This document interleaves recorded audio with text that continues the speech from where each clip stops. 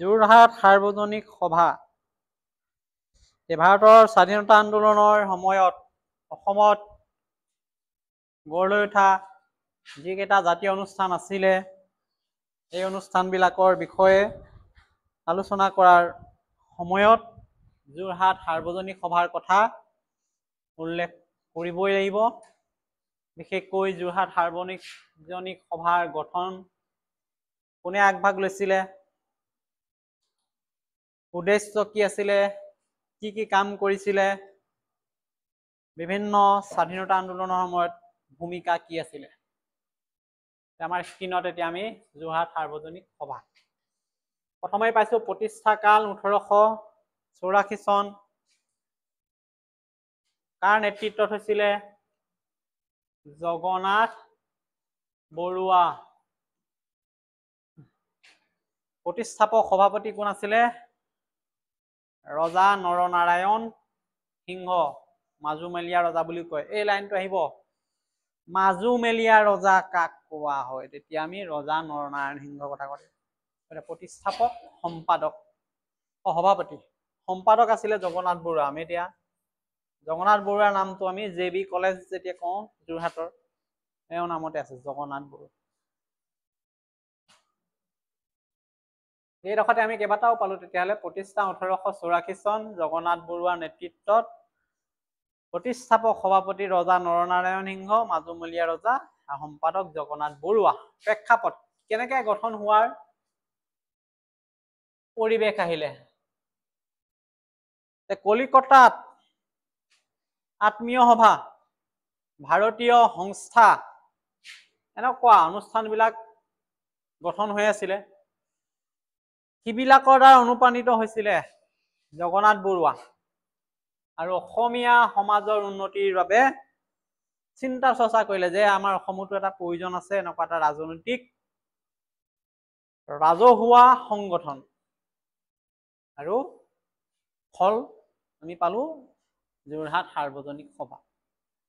কলিকতাৰ আত্মীয় সভা, ভাৰতীয় সংস্থা আদি সংগঠনৰ আৰ্হিত প্ৰস্তুত কৰিছে অসমীয়া সমাজ সংস্কৃতিৰ উন্নয়নৰ বাবে এটা প্ৰথম ৰাজহুৱা অনুষ্ঠান যোৰহাট সাৰ্বজনিক সভা। যোৰহাট সাৰ্বজনিক সভাই কিছুমান দাবী, কিছুমান উদ্দেশ্য, কিছুমান লক্ষ্য আগত স্থিৰ কৰি লৈছে আৰু সেইবিলাক বিভিন্ন সময়ত উত্থাপন কৰিছে। ইয়াত কি কথাই স্থান পাইছিলে সেইটোক আমি উদ্দেশ্য বুলি কওঁ। গতিকে আমাৰ স্ক্ৰীনত উদ্দেশ্যবিলাক এই ধৰণে আমি আলোচনা কৰিছো। প্ৰথম, ৰাইজৰ আশা আকাংক্ষা আছে, এই বিষয়ে চৰকাৰক অৱগত কৰাব লাগিব। চৰকাৰ মানে ব্ৰিটিছ চৰকাৰ। ব্ৰিটিছ চৰকাৰক জনাব লাগিব সংগঠিত ৰূপত যে ৰাইজে কি আশা কৰিছে, কি আকাংক্ষা কৰিছে, কি দাবী আছে, কি অভাৱ আছে, কি অভিযোগ আছে, সকলোবিলাক। প্ৰথম কথা। ২ নম্বৰ, চৰকাৰৰ উদ্দেশ্য নীতি।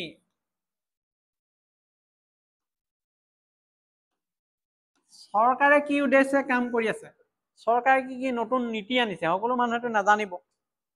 সেই মানুহবিলাকক জনোৱাৰ দায়িত্বও ল'ব যোৰহাট সাৰ্বজনিক সভাই। চৰকাৰে এইবিলাক কাম কৰিবলৈ লৈছে, এইবিলাক নীতি আনিছে, এইবিলাক আইন আনিছে, গতিকে ইয়াৰ বিৰোধী বা জনসাধাৰণৰ বিৰোধীমূলক কাৰ্য কৰিছে, এইবিলাক জনসাধাৰণক জনোৱাটো ইয়াৰ দায়িত্ব। ৩ নম্বৰ, এইবিলাকৰ যোগেদি কি কৰিব? জনসাধাৰণৰ অৱস্থাৰ উন্নতি সাধন কৰাৰ চেষ্টা কৰিব। এই 3টা প্ৰধান লক্ষ্য, উদ্দেশ্য। একবাৰ আকৌ আমি কৈছো, ৰাইজৰ আশা আকাংক্ষাক চৰকাৰক অৱগত কৰা, একে সময়তে চৰকাৰৰ উদ্দেশ্য নীতি জনসাধাৰণক জনোৱা আৰু ইয়াৰ যোগেদি জনসাধাৰণৰ অৱস্থাৰ উন্নতি সাধন কৰিব। গতিকে ২ নম্বৰ আহি থাকে ইয়াৰ পৰা।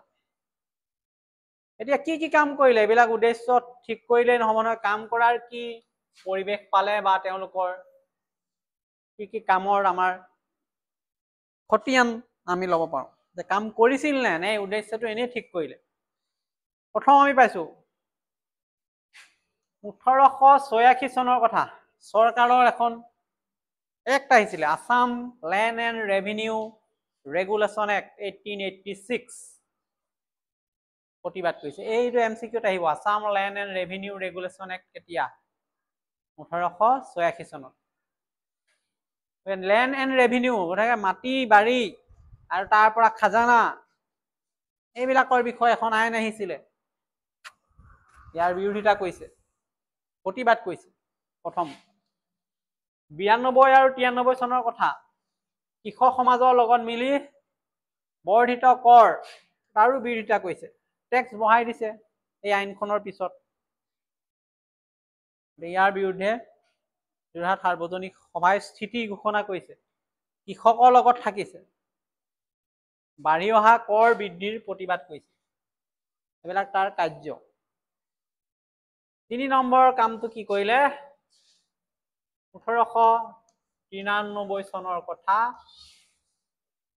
ৰাজকীয় কানি আয়োগ আকৌ এখন আহিলে, ৰয়েল অপিয়াম কমিশ্যন, তাত স্মাৰক পত্ৰ দাখিল কৰিছে যে কানিৰ প্ৰচলন উঠাই দিব লাগে। কানিয়ে আমাৰ অসমীয়া সমাজক সকলো প্ৰকাৰে নিক্ষেপ কৰিছে, গতিকে কানি বন্ধ কৰিব লাগে, যিটো ব্ৰিটিছে আৰম্ভ কৰিছে কানি ব্যৱসায়টো। গতিকে স্মাৰক পত্ৰ দিছে কাৰ ওচৰত? ৰাজকীয় কানি আয়োগৰ ওচৰত। চনটো হৈছে 1893 চন। বংগ বিভাজনৰ বিৰোধিতা কৰিছে, গতিকে যোৰহাট সাৰ্বজনিক সভাই কাৰ্যসূচী লৈ থকা সময়তে বংগ বিভাজনৰ আঁচনি প্ৰস্তুত হৈছিলে লৰ্ড কাৰ্জনৰ চেষ্টাত। সেই বংগ বিভাজনে সমগ্ৰ দেশত স্বদেশী আন্দোলনৰ সূচনা কৰিছিলে, আমি এইটো জানো। সেই সময়ত যোৰহাট সাৰ্বজনিক সভাৰ স্থিতি কি আছিলে? ইয়াত কৈছে বংগ বিভাজনৰ তেওঁলোকে বিৰোধ আছিল, বিৰোধিতা কৰিছিল। তেওঁলোকে কি যুক্তি দিছিল? যে অসমক পূৰ্ববংগৰ সৈতে সাঙুৰি দিলে অসমৰ ৰাজনৈতিক ভৱিষ্যত বিপদাপন্ন হ'ব। পূৰ্ববংগ বাংলাদেশৰ লগত যদি অসম লগ কৰি দিয়ে সেই আঁচনি মতে, অসমৰ চিনেই নাথাকিব। তেওঁলোকে কৈছে গতিকে এইটো বিৰোধ হ'ব লাগে। যি কি নহওক, তথাপিও 1905 চনত কি কৰিলে? 1 নৱেম্বৰত মুখ্য আয়ুক্ত বামফিল্ড ফুলাৰৰ বক্তব্যৰ পিছত এনেকুৱা ধৰণৰ যেতিয়া প্ৰতিবাদ হ'ল, তেতিয়া চিফ কমিশনাৰ বামফিল্ড ফুলাৰে আহিলে, তেওঁলোকৰ লগত মিলিত হ'ল, বুজালে। বুজনি দিয়াৰ পিছত জগন্নাথ বৰুৱা আৰু মাণিক চন্দ্ৰ বৰুৱাই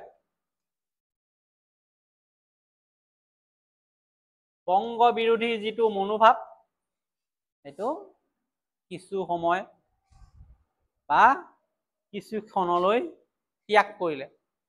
তেওঁলোকে তেওঁলোকৰ যুক্তিত বংগ বিভাজনটো যি ধৰণে ভাবিছিলে সেই ধৰণে যে নহয়, এইটো উপলব্ধি কৰি বংগ বিৰোধীৰ স্থিতিটো সলনি কৰিলে। এইকেইটা হ'ল ইয়াৰ মূল কাৰ্যাৱলী।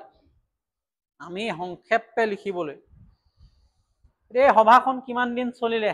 যোৰহাট সাৰ্বজনিক সভাই পৰৱৰ্তী সময়ত কেনেকৈ কাম কাজ কৰিছিলে?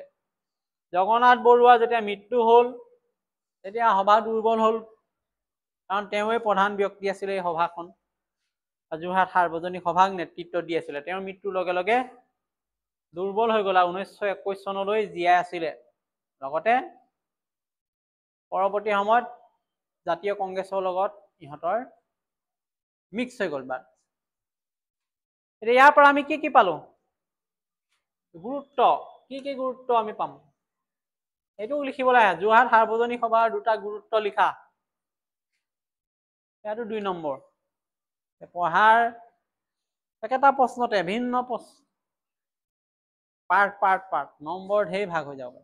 যদি আমাক কয় যোৰহাট সাৰ্বজনিক সভাৰ গুৰুত্ব সম্পৰ্কে লিখা, তেতিয়া এইকেইটা কথা লিখিব লাগিব। যে অসমৰ প্ৰথমটো ৰাজনৈতিক সজাগতাৰ সংগঠন জগন্নাথ বৰুৱা নেতৃত্বত গঠিত হৈছিলে। অসমীয়া সমাজৰ একতা আৰু অধিকাৰ সুৰক্ষাৰ প্ৰথম পদক্ষেপ আছিলে এইটো। অসমৰ ৰাজনৈতিক ইতিহাসৰ আধুনিক যুগৰ সূচনা ইয়াৰ পৰাই হৈছিলে। এইকেইটা গুৰুত্ব উল্লেখ কৰিব লাগিব। ইয়াৰ পিছত গোটেই মূল বিষয়বস্তুটো আমি কেনেকে পাম? একেবাৰে বোলে সংক্ষেপে উত্তৰ দিয়া যোৰহাট সাৰ্বজনীন সভাৰ বিষয়ে 2 নম্বৰ 1 নম্বৰ তেতিয়া এইটো যোৰহাট সাৰ্বজনীন সভা আছিল অসমৰ প্ৰথম ৰাজনৈতিক সভা যিয়ে জনস্বাৰ্থৰ কথা চৰকাৰলৈ পঠিওৱা কূটনীতিৰ বিৰুদ্ধে প্ৰতিক্ৰিয়া জনোৱা অসমীয়া সমাজৰ উন্নতিৰ দিশে এক ঐতিহাসিক ভূমিকা গ্ৰহণ কৰা এই কথাখিনি জানিলেই যথেষ্ট আৰু ইয়াত ভিন্ন ধৰণৰ কথা সোমাই আছে এইবিলাক ইমান নাজানিলেও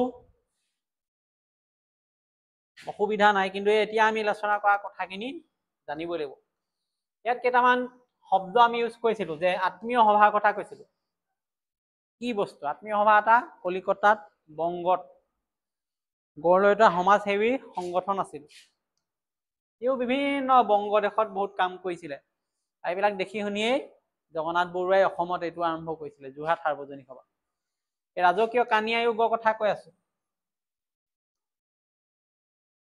এখন আয়োগ গঠন কৰা হৈছিলে যে কানি ব্যৱসায়টো চোৱা চিতা কৰাৰ লগতে ইয়াৰ লগত জড়িত বিভিন্ন সমস্যাবিলাক সমাধানৰ কাৰণে কানি মানে ভাং ৰাজহ ব্যৱস্থা আমি জানোৱেই খাজানা তাৰ কাৰণে এখন আইন আহিছিলে ৰেণ্ট ৰেভিনিউ এক্ট এইবিলাক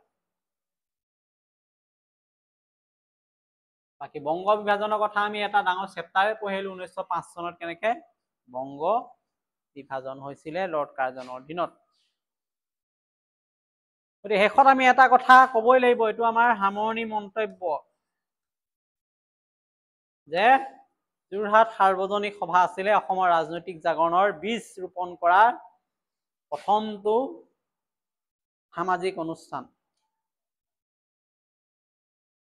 এইকেইটা তথ্য যদি আমি জানো যোৰহাট সাৰ্বজনীন সভাৰ বিষয়ে আহিব পৰা যিকোনো প্ৰশ্ন আমি উত্তৰ কৰিবলৈ সক্ষম হ'ম তথাপিও তোমালোকে কিতাপত এই ধৰণে আছে একেলগে একগোট হৈ আছে আমি তাক পৃথক পৃথক সেপাৰেট কৰি আলোচনা কৰিছো যাতে পঢ়িবলৈ সহজ হয় বুজিবলৈ সহজ হয় নিজৰ সুবিধা কৰি এইটোৰ লগত কিতাপটো ৰিলেট কৰিব লাগিব তাৰ কাৰণে পঢ়িব লাগিব আৰু নিজৰ মতে প্ৰস্তুত হ'ব লাগিব